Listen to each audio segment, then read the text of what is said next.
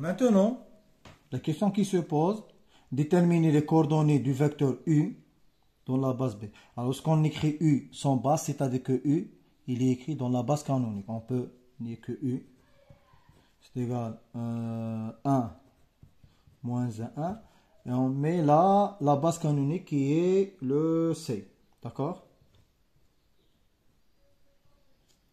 C'est-à-dire les coordonnées de U dans C sont 1 moins 1.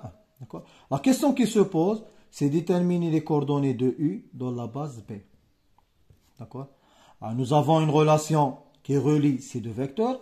Alors, on ne va pas faire les calculs, mais je vais vous donner la relation. Alors, U indice B, les coordonnées de U dans la base B, c'est égal les coordonnées de U dans la base C. Et là, on met la matrice de passage de B à C. D'accord? Alors, puisque nous avons la matrice P, qui est tout simplement la matrice de passage de C à B, alors cette matrice, c'est tout simplement le P-1. D'accord? Si on permute les bases, si on a la matrice P qui est égale à la matrice de passage de B à C, alors P-1 c'est égal à la matrice de passage de C à B. D'accord? Donc, pour déterminer les coordonnées de U indice B, c'est égal à P-1 fois UC. Alors là, on écrit le U, ce U, d'accord? On écrit en colonne. Pourquoi on écrit en colonne? Parce que si on écrit en ligne, on ne peut pas faire le produit de P-1 par U. Donc, il faut écrire comme ça pour faire le produit. D'accord? Ça, c'est une question de calcul. Donc, on doit calculer le P-1 ou bien la matrice de passage de B à C directement, sans passer par le P. Vous pouvez calculer la matrice de passage de B à C. Après, vous multipliez par ce vecteur en colonne et vous trouvez les coordonnées de B dans la base, les coordonnées de U dans la base B. D'accord? La dernière question, en déduire la matrice associée à F par rapport à C. D'accord? Alors, il nous a dit en déduire. D'accord? C'est-à-dire on doit utiliser ce qu'on a déjà vu. D'accord? Alors, toujours, on va tracer un schéma. Le schéma. On écrit l'espace de départ deux fois. Puisque F est un endomorphisme, donc elle est de R3 à R3. Ça, c'est l'espace de départ. On écrit l'espace d'arrivée deux fois. Ça, c'est l'espace d'arrivée. Ça, c'est l'espace de départ. D'accord? Alors, entre l'espace de départ et l'espace d'arrivée, on part par l'application F. Et lorsqu'on est dans l'espace de départ, on part par l'application identité. Lorsqu'on est dans le même espace qui est l'espace d'arrivée, on part par l'identité. Mais lorsqu'on est entre l'espace de départ et d'arrivée, on part par l'application F. Donc là, nous avons F. Là, nous avons l'identité de R3, de l'espace d'arrivée. Et là, nous avons l'identité de R3 qui est de l'espace de départ. Alors, mais de cet espace à cet espace-là, c'est un espace d'arrivée. De départ, ça, c'est un espace d'arrivée. Donc, on part par l'application F. On va changer les couleurs. Mais cette application, c'est la composition des trois applications. Donc, on commence par la dernière application. Donc, c'est l'identité de R3 rend cette application, rend cette application. C'est ça la formule essentielle. Le reste ne pose pas un problème.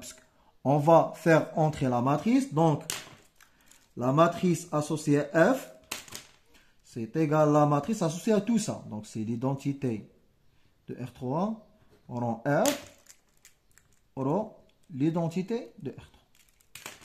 Après, qu'est-ce qu'on utilise? On utilise les propriétés de la matrice associée à G rond F. La matrice associée à G rond F, c'est la matrice associée à G fois la matrice associée à F. Donc, la matrice associée à F, c'est égal la matrice associée à l'identité de R3 fois la matrice associée à F fois la matrice associée à l'identité de R3. Maintenant, il suffit de mettre les bases. Alors, à l'extrémité, toujours, on met les bases de la question ou bien de la matrice cherchée. D'accord? Et à l'intérieur, on met les bases de la matrice qu'on a déjà calculée. Donc, C et B. Tout simplement. D'accord? C, c'est pour l'espace de départ. B, c'est l'espace d'arrivée. La même chose là.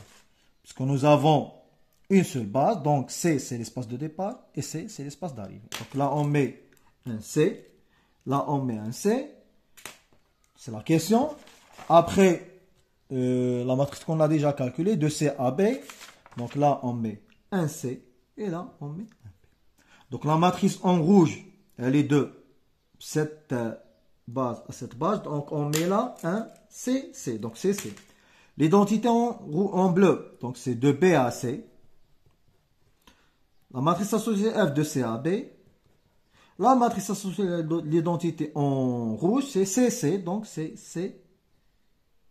On écrit CC. Après, on va voir que vaut cette quantité. D'accord? Cette matrice, c'est égal à... On va noter B. D'accord? Donc c'est B. Égal. En langage de matrice de passage, cette quantité, c'est égal à quoi? C'est égal à la matrice de passage et on permute les bases, toujours. Après cette matrice, c'est la matrice qu'on a déjà calculée, c'est A. Et là, c'est la matrice de passage, on permute les bases, C et C. Alors, comme remarque, la matrice de passage entre C et C, la matrice de passage entre la même base, c'est tout simplement l'identité. Ça, c'est une propriété. D'accord? La matrice de passage entre C et C, c'est l'identité. Donc, notre relation, et cette quantité, on a déjà calculé, c'est P. Donc, comme conclusion, la matrice qu'on cherche, la matrice associée F par rapport à C, c'est tout simplement P fois A fois l'identité. Donc, on peut enlever cette quantité puisque c'est égal à I3. D'accord? Et vous voyez, à chaque fois, nous avons une relation. C'est pour ça que vous devez utiliser ce schéma pour trouver la relation. D'accord? Si on change les bases, on trouve une autre relation. Merci pour votre attention.